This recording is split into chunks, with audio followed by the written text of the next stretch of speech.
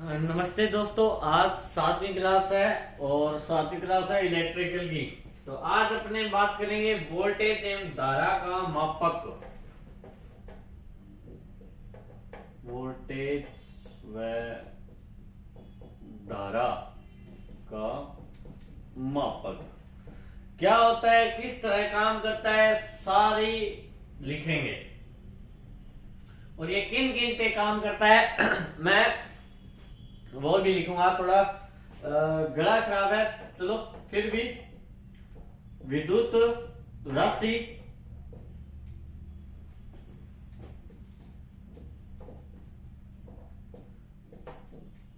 विद्युत धारा एवं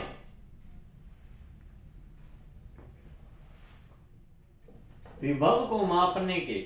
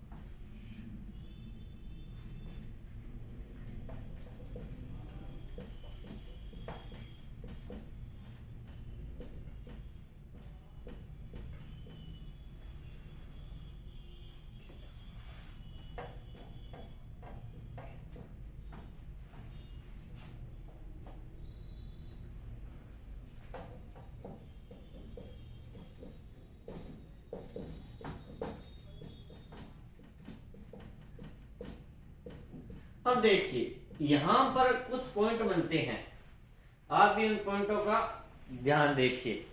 जैसे कि वोल्टेज व धारा का मापक क्या होता है, तो विद्युत राशि विद्युत धारा एवं विभव को मापने के लिए प्रयुक्त मापक यंत्र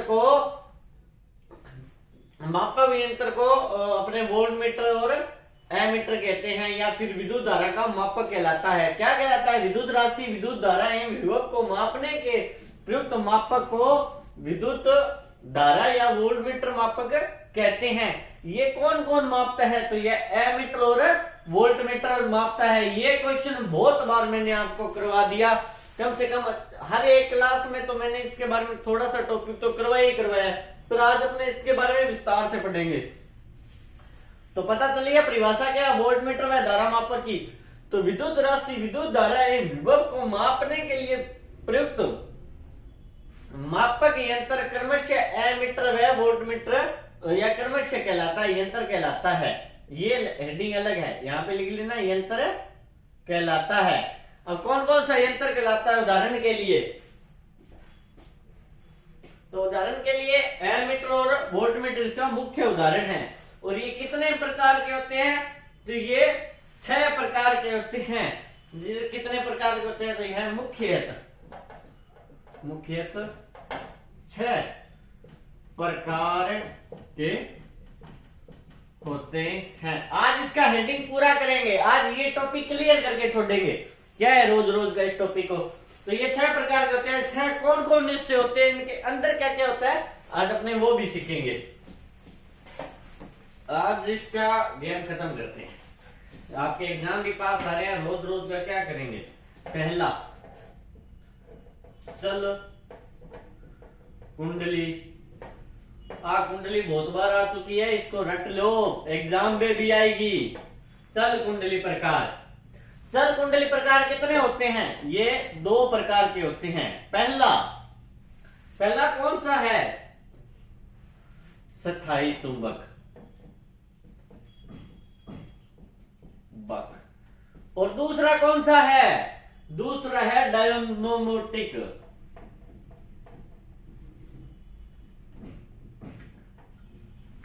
वहां पे नहीं लिखा जाएगा क्या? एक मिनट दो। ये कितने प्रकार के होते हैं? तो यह 2 प्रकार के होते हैं। पहला स्थायी चुंबक। अब इतना ही नहीं लिखना आपको, आपने लिखना है स्थायी चुंबक जल कुंडली प्रकार। क्या लिखना है? स्थायी चुंबक जल कुंडली प्रकार बढ़िया से लिख देता हूं, अपने को घर से लग रहा है मिटा लेंगे। यह 2 प्रकार के होते हैं। चलो पहले पॉइंट पॉइंट उतार लेते हैं ना, नहीं चलो ऐसे करते हैं। पहला मैं इसका पहला करवा रहा हूं, जल कुंडली ये 2 प्रकार के होते हैं। कौन कौन सा होता है? पहला है स्थायी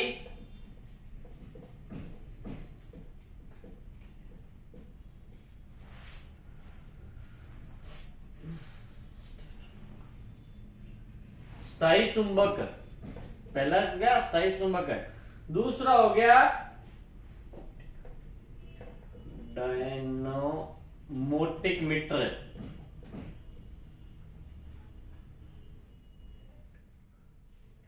प्रकार तो आप देखिए ये 6 होते हैं, 6 होते हैं वो सब लिखाऊंगा, पर इन 6 के अंदर पहला कौन सा है? चल कुंडली प्रकार।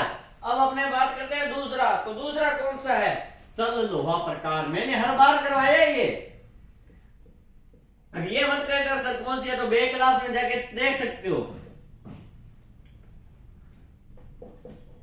हाँ, पढ़ने की नियत ना है वो एक आपकी अलग बात है, अगर पढ़ने की नियत है तो आपको वो भी देख सकते हो। मैं देख रहा हूं कौन कौन बच्चे क्लास लगा रहे हैं, और जब एग्जाम में फेल होगे ना तब आओगे तब बात करूंगा मैं आप सबसे।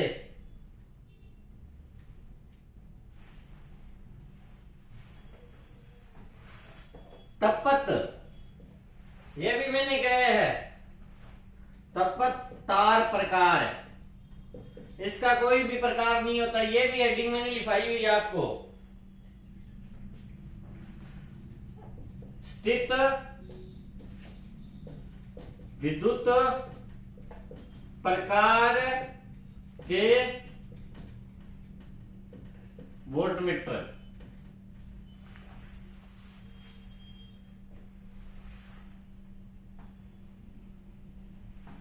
वोल्टमीटर। पांचवा प्रेरण प्रकार। ये जो प्रेरण प्रकार है ना सबसे ज्यादा इसी के अंदर है। इसके अंदर भी कितने होते हैं? 2 प्रकार के। छठा है दष्टी प्रकार,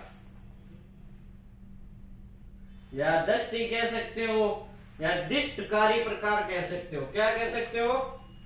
दिष्टकारी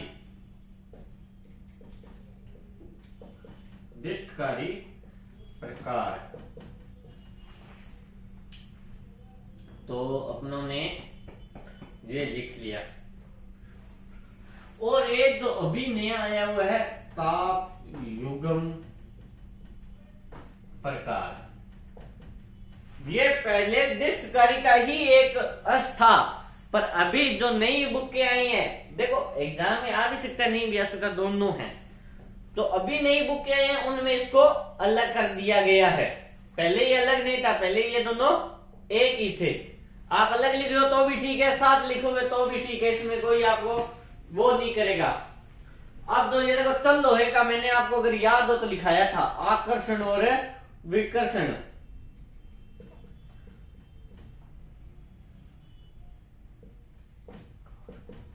दूसरा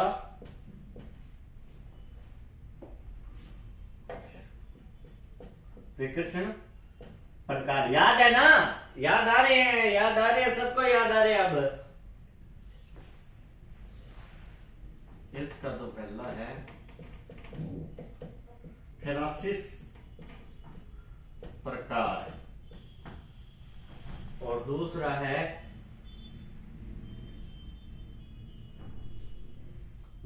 फेरासिस प्रकार आ गया, और दूसरा होगा सेंडेंड पोल प्रकार।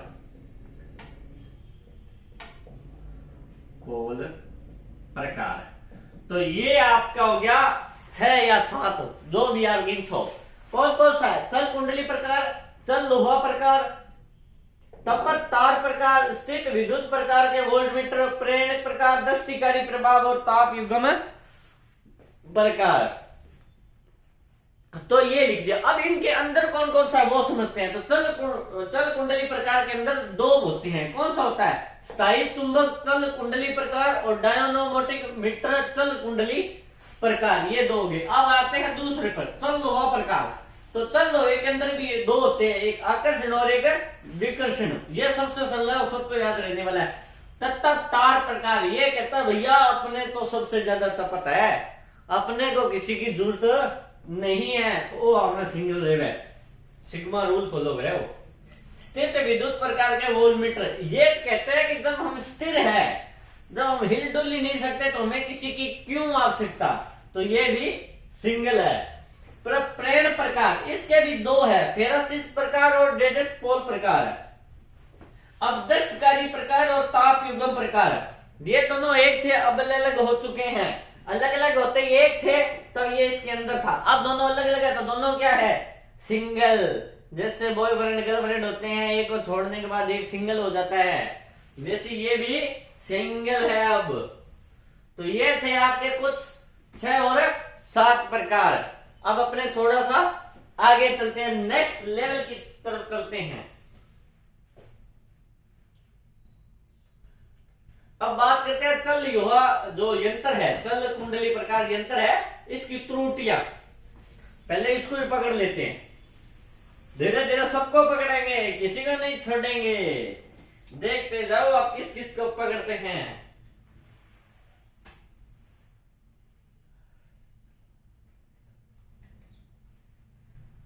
चल लोहा यंत्र में 3 प्रकार की त्रुटियों की संभावना रहती है।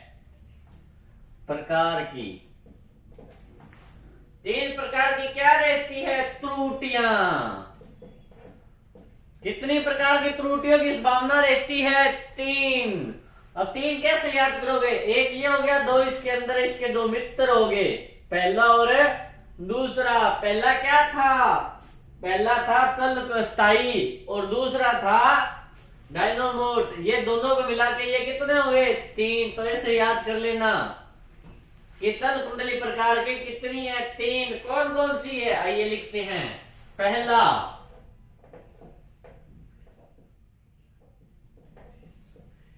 हिस्टेरिस, पहला। दूसरा स्टे चुंबकीय क्षेत्र है, स्टे चुंबकीय क्षेत्र है।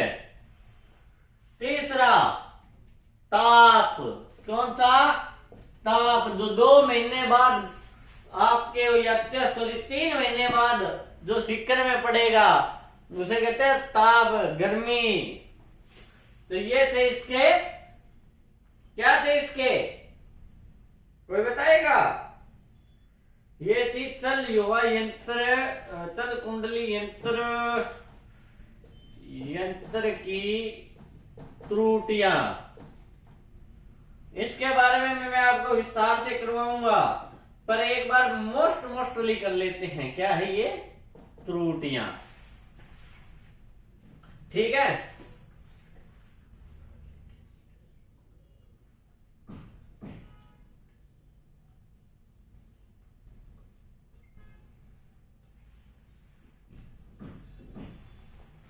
तो ये आपकी त्रुटियां आ गई भैया। अब चलते हैं अपने आगे।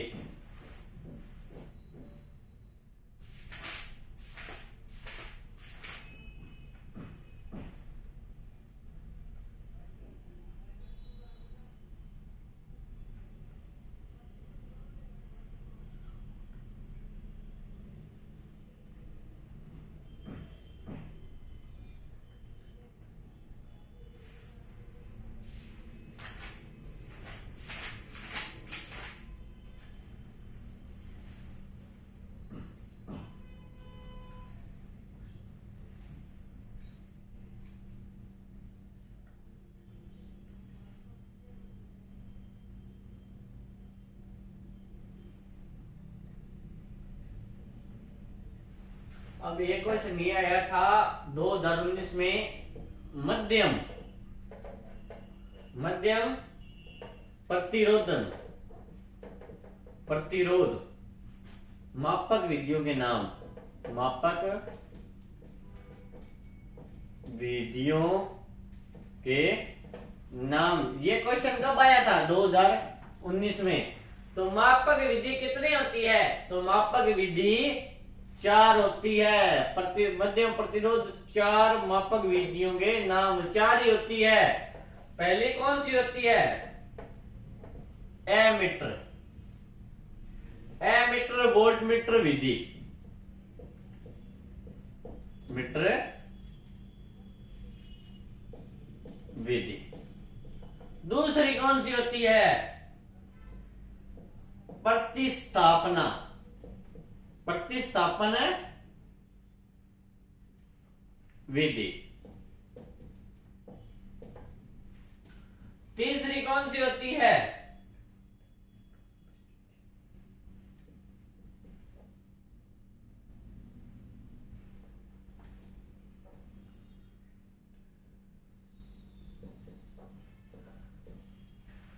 व्हिटरसोन ब्रिज विधि।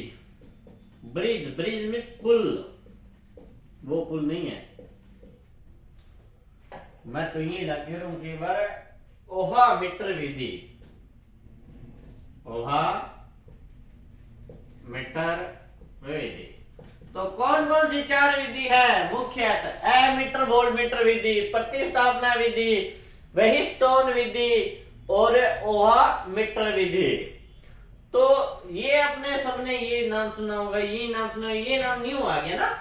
तो ये नाम जब न्यू आया है तो अब अपने इसी के बारे में सुनेंगे।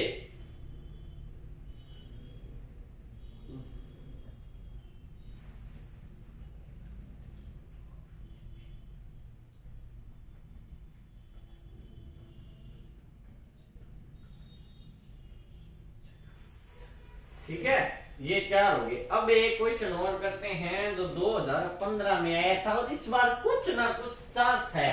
क्या है? निमन, निमन प्रतिरोध, निमन प्रतिरोध मापक या मापन,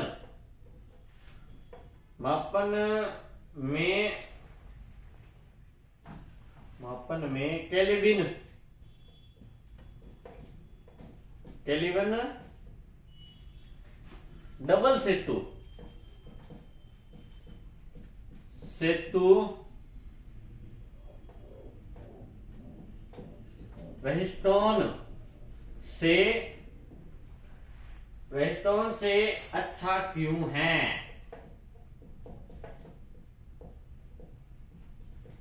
अब 2015, अब देखो मेरे वर्ग को है नहीं जगह की ना वो कैसी निम्न प्रतिरोध मापक से कविन डबल सेतु से क्यों, डबल सेतु व्हीटस्टोन से अच्छा क्यों? अरे वाह, डबल सेतु पहला एक सेतु तो बिंग ऊपर एक और बना दियो, ज्यादा मजबूती होगी।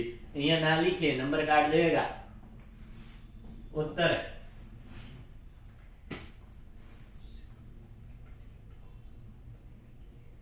1 ओम, 1 ओम या इससे कम मान प्रतिरोध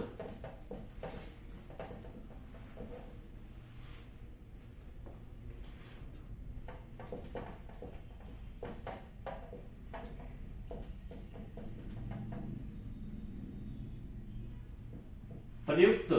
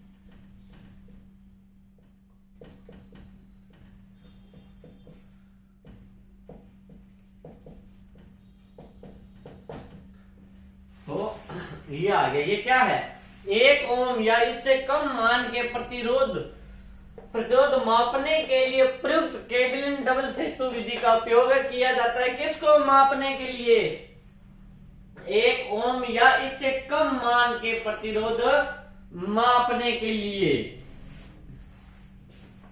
किस विधि का उपयोग किया जाता है, केविलिन डबल सेतु विधि का। विधि द्वारा संयोजित लीड का प्रतिरोध भी अप्रभावी होता है, जो कि निम्न प्रतिरोध मापने में त्रुटि उत्पन्न करता है। निम्न प्रतिरोध को मापने के लिए सेतु वेस्टोन की जगह केविलिन डबल सेतु का उपयोग किया जाता है। अब क्यों किया जाता है वो सुनिए। ये जो वेस्टोन है ना, इस विधि द्वारा संयोजित लीड, इस वेस्टोन में एक लीड होती है, वो है संयोजित, और संयोजित लीड है जो कि इसी की तरह अप्रभावी है। अप्रभावी होने के बाद वो 1 ओम या इससे जो कम मान होता है, जो नीचे का मान होता है, वो ज्ञात नहीं कर सकती, वो इसका सही जवाब नहीं दे सकती। ये तो वही बात होगी, एक शराबी निकले है कि तो दूसरा शराबी की दारू छुड़ा दे, और वही बात है। तो इस विधि द्वारा संयोजित लीड का प्रतिरोध भी अप्रभावी होता है, जो कि निम्न प्रतिरोध मापक में त्रुटि उत्पन्न करता है, इसलिए हम डबल सेतु का उपयोग करते हैं। तो ये हो गया आपकी डबल सेतु की बारी। अब ये बार बार आ रहा है, देखो वेस्टोन, तो ये इसको भी पकड़ती है, अभी बहुत देर होगी, इसको नहीं पकड़ाना, अभी इसको ही पकड़ते हैं। क्या है ये वेस्टोन, इसके हानि और लाभ देखते हैं। आइए,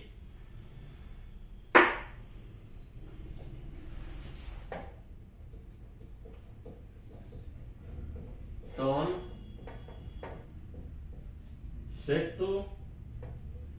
सेतु विधि के लाभ व हानि। मैं क्यों नहीं ना बहुत देर होगी ना, पकड़े हो नहीं, पकड़ लियो, पकड़ा अच्छी तरह कबूल कराए, छोड़ा क्या कराएंगे। पहला क्या है, लाभ।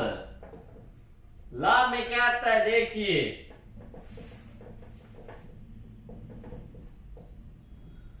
मापक यंत्रों के पैमाने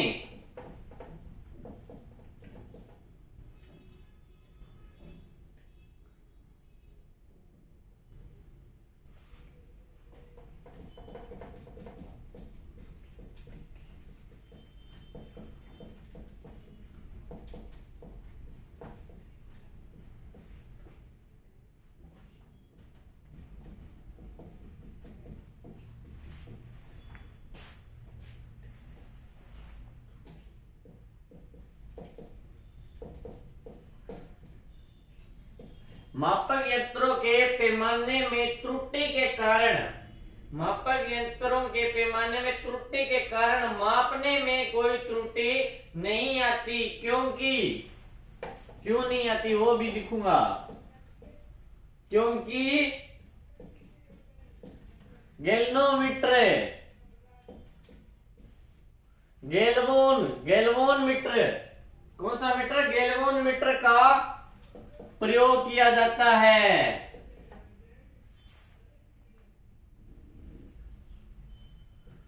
का प्रयोग केवल शून्य मान, केवल शून्य धारा,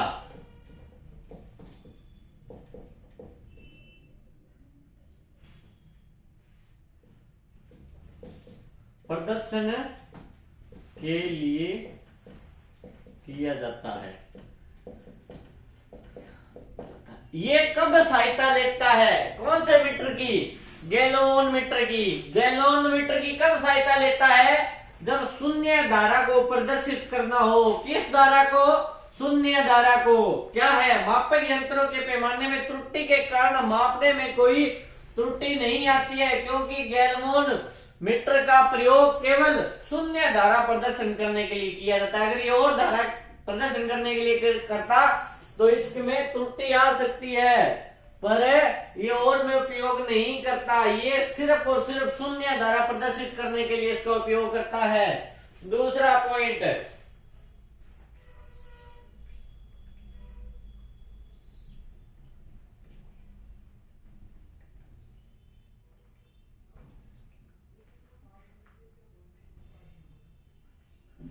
सेतु का संचालन,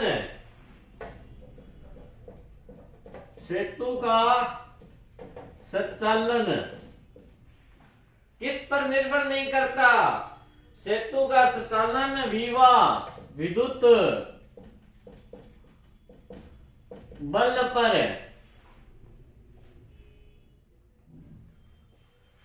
बल के मान पर बिल्कुल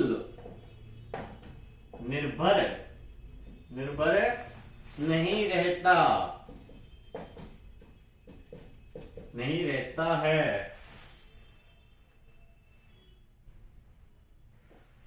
इसलिए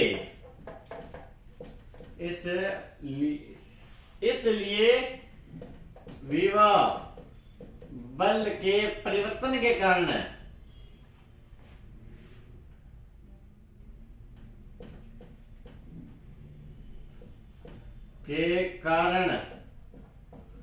किसके परिवर्तन के कारण? विभव बल के परिवर्तन के कारण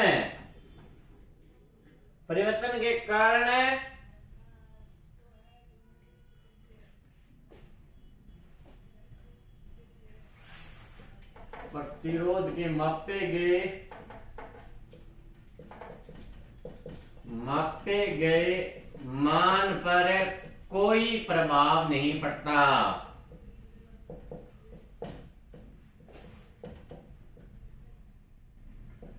अब इसका संदर्भ है, जैसे मैं आप पर निर्भर नहीं हूं, मेरी क्लास कोई देखे या आप देखो या ना देखो, मैं इस पर निर्भर नहीं हूं, मैं मेरा काम कर रहा हूं, तो आपकी वजह से मेरी क्लास पर तो कोई फर्क नहीं पड़ेगा। तो वही यही बात है, इस सेतु का संचालन विभव बल के मान पर बिल्कुल निर्भर नहीं करता। क्या नहीं करता? निर्भर नहीं रहता, बिल्कुल निर्भर नहीं रहता। इसलिए विभव बल में जब भी परिवर्तन होता है तो इसका जो मान है, जो इसने ज्ञात किया था, उस पर कोई फर्क नहीं पड़ता। परिभाषा लिखिए, सेतु का संचालन विभव बल के मान पर बिल्कुल निर्भर नहीं रहता है। इसलिए विभव बल के परिवर्तन के कारण प्रतिरोध के मापे गए मान पर कोई प्रभाव नहीं पड़ता है। ये दो हेडिंग होगी। तीसरा हेडिंग,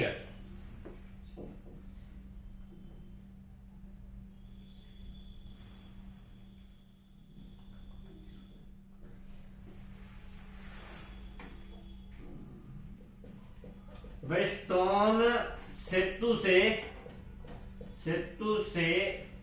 0.001 से 10,000 कितना 10,000 तक मापा जा सकता है।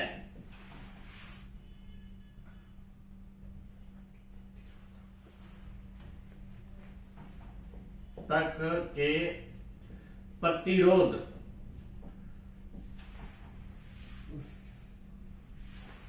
की गणना की जा सकती है।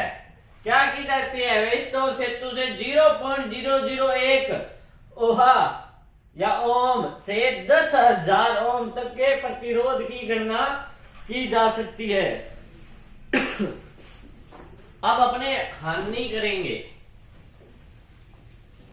क्या करेंगे? हानि। जैसे है, मैंने पहले ही बताया था, लाभ और हानि दो होते ही हैं। जिसमें लाभ होगा उसमें हानि भी होगी। मेरे में लाभ है तो मेरे में नुकसान भी बहुत है। तो इसी के साथ चाय पी लेते हैं, फिर आगे आपकी क्लास स्टार्ट करेंगे। एक गर्मा गर्म चाय पीने के बाद एनर्जी कुछ अलग आ जाती है ना। जो नहीं पीते उन्हें तो क्या पता, जो पीते हैं उन्हें पता है एनर्जी क्या आती है। तो जैसे कि हमने इसके लाभ कर लिए,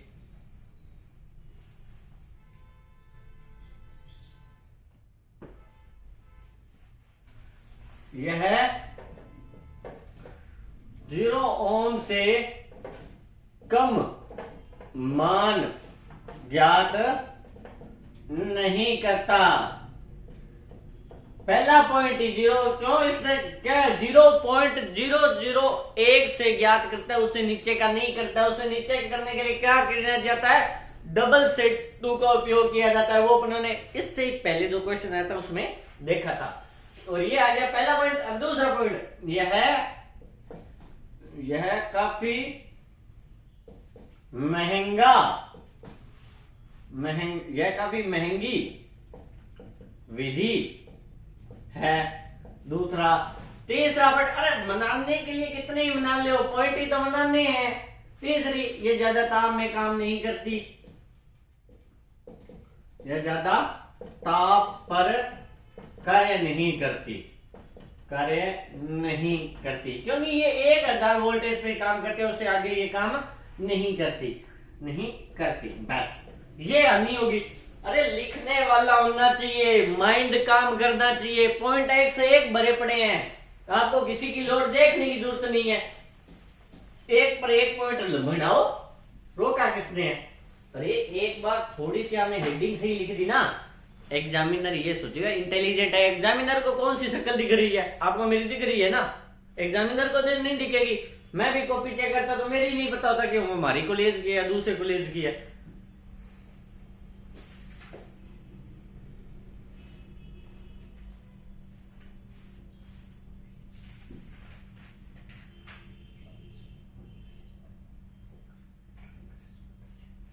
एक क्वेश्चन था फेज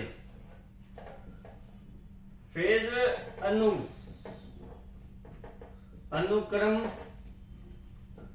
मीटर के कार्य बताओ या कार्य के बारे में बताओ। ये 2021 में आया था और ये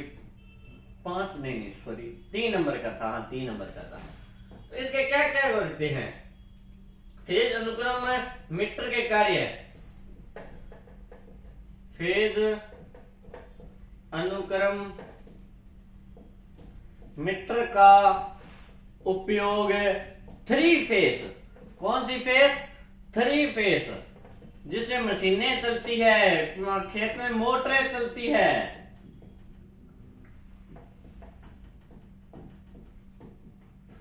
इलेक्ट्रिक परिपथ में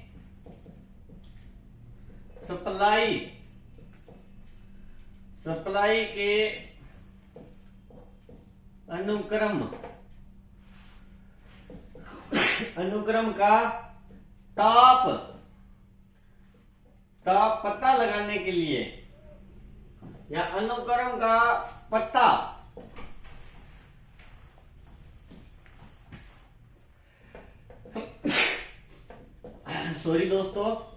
लगाने के लिए किया जाता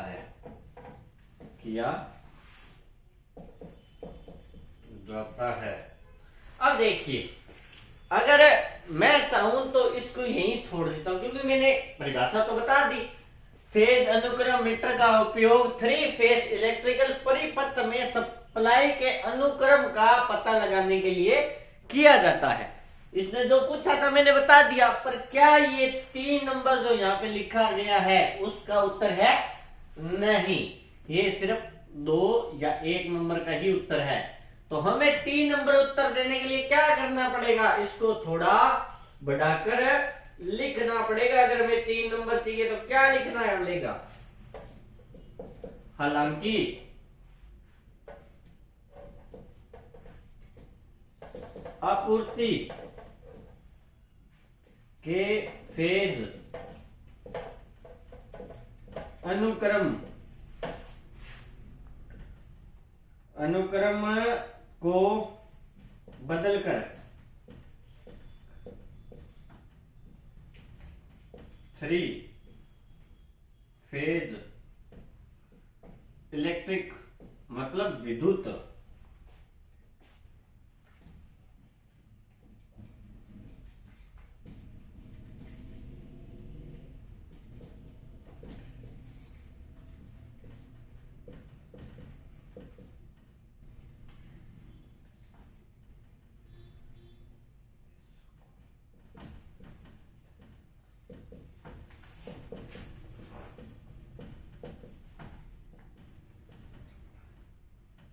3 फेज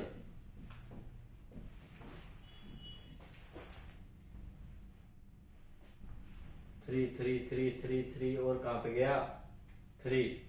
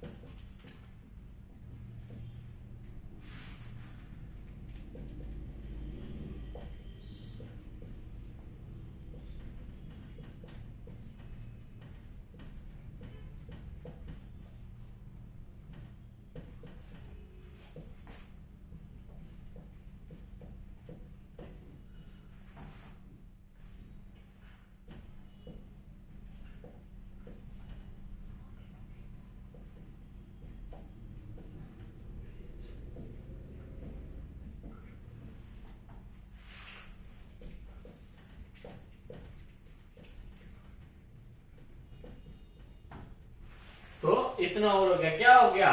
फेज अनुक्रम मीटर का उपयोग 3 फेज इलेक्ट्रिक परिपथ में सप्लाई के अनुक्रम का पता लगाने के लिए किया जाता है। अनुक्रम क्या होता है कि विद्युत किस तरफ चल रही है। मोटर होती है तो कई बार देखो वो पुट्ठी भी चलती है और सुई भी चलती है, तो इसी चीज का पता लगाने के लिए इसका उपयोग किया जाता है। अब देखिए, हालांकि आपूर्ति के फेज अनुक्रम को बदलकर 3 फेज इलेक्ट्रिकल मोटर्स के मोटर्स के रोटेशन की दिशा को बदला जा सकता है। 3 फेज एनर्जी मीटर जैसे उपकरणों द्वारा ऊर्जा मापने का सही ऑपरेशन और उपकरणों का ऑटोमेटिक कंट्रोल भी फेज अनुक्रम पर निर्भर करता है। तो इसमें क्या क्या निर्भर करता है 3 फेज मापने का?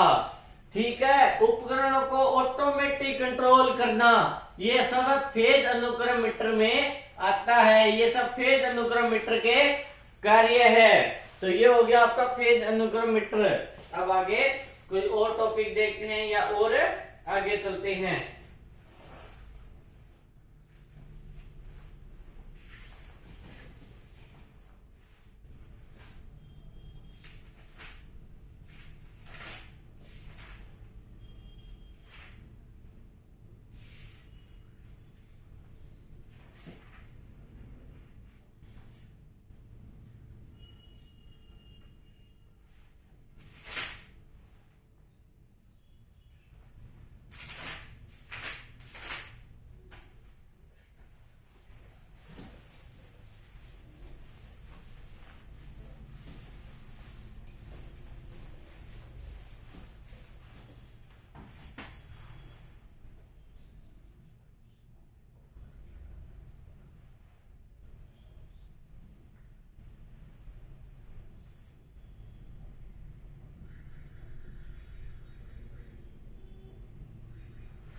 डिस्ट द्वारा मशीनों के भाग। क्वेश्चन, डिस्ट द्वारा मशीनों के भाग कौन कौन से है? कौन कौन से है या कौन कौन से होते हैं वो हमें बताना है। क्या है और कितने होते हैं? तो यह है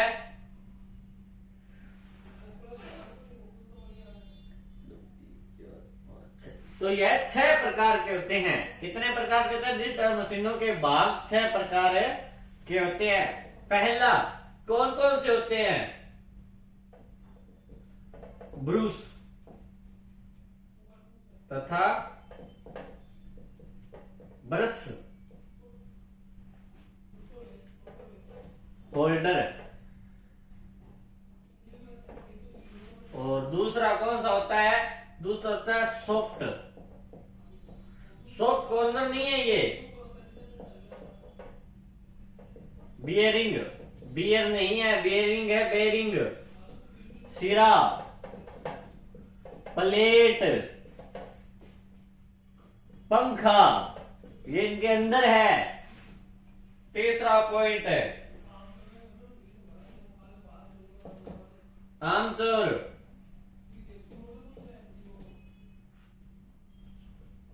आमचूर कोड तथा आमचूर कुंडली।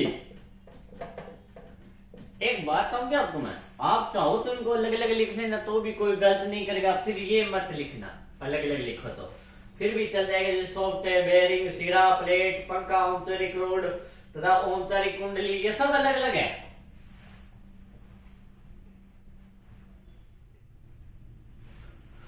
दिक् परिवर्तक,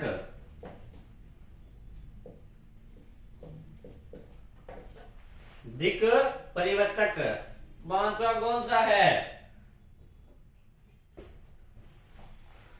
चुंबकीय ध्रुव,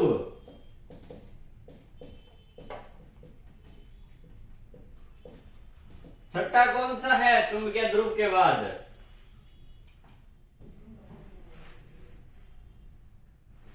छठा है चुंबकीय या क्षेत्र कुंडली, चुंबकीय क्षेत्र कुंडली, क्षेत्र कुंडली। अब एक चीज और, ये तो है मुख्य, पर वो जिससे बना होता है वो भी लिखना होगा। योग, जो चीज लिख दे, सामान्यतः ढलवा इस्पात का, लोहा का बनाया जाता है। कौन से लोहे का? ढलवा लोहे का बनाया जाता है, ढांचा जाता है। क्या बनाया जाता है? ढांचा। मोटर होती है तो मोटर के जो ऊपर वाला ऐसा सिरा होता है वो किसका होता है? लोहे का।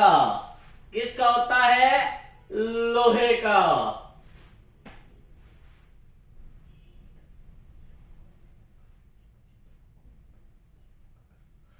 अब योग का प्रमुख कार्य क्या है? प्रश्न ये भी आ सकता है, योग क्या है? तो ढलवा लोहे से बनाया जाने वाला खांचा योग है। योग का कार्य है, योग का कार्य क्या है? योग का कार्य है, योग का प्रमुख, योग का प्रमुख कार्य इन सभी को अपने अंदर रोक के रखना। तो इसकी हेडिंग क्या होगी? चुंबकीय ध्रुवों,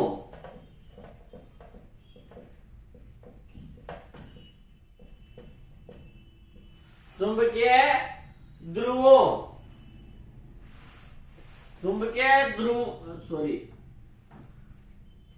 चुंबकीय ध्रुवों को अपने अंदर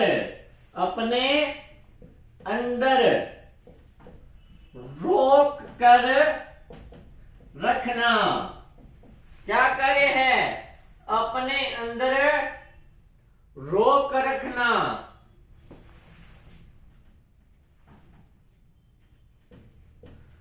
रोक कर रखना तथा मशीनों को यांत्रिक सुरक्षा देना या सुरक्षा करना, या सुरक्षा देना या करना। योग क्या होता है? ढलवा लोहे के बनाया जाने वाला एक खांचा, मतलब मजबूत लोहे के बनाया जाने वाला एक खांचा, जिसे योग कहते हैं। योग का प्रमुख कार्य क्या है? चुंबकीय ध्रुवों को अपने अंदर रोक रखना तथा मशीनों को यांत्रिक सुरक्षा देना। यांत्रिक सुरक्षा होती है बाहरी सुरक्षा प्रदान करना, बारिश से, मौसम से, इन सब से सुरक्षा प्रदान करना इसका काम होते हैं। तो दृष्ट धारा के भाग कौन कौन से होते हैं? तो इसके 6 भाग होते हैं और कोई जरूरी नहीं है 6 ही होते हैं, वो आप अलग अलग लिखते हो। ब्रुश तथा ब्रुश होल्डर, शॉप, बेरिंग, सिरा, प्लेट, वो पंखा, वो सब अलग अलग लिख सकते हो। तो ये आपका आ गया धारा का भी। अपने एक एक चीज रट लेंगे। अब अपनी जो कल की क्लास है वो अपने कल लगाएंगे। आज इतना ही।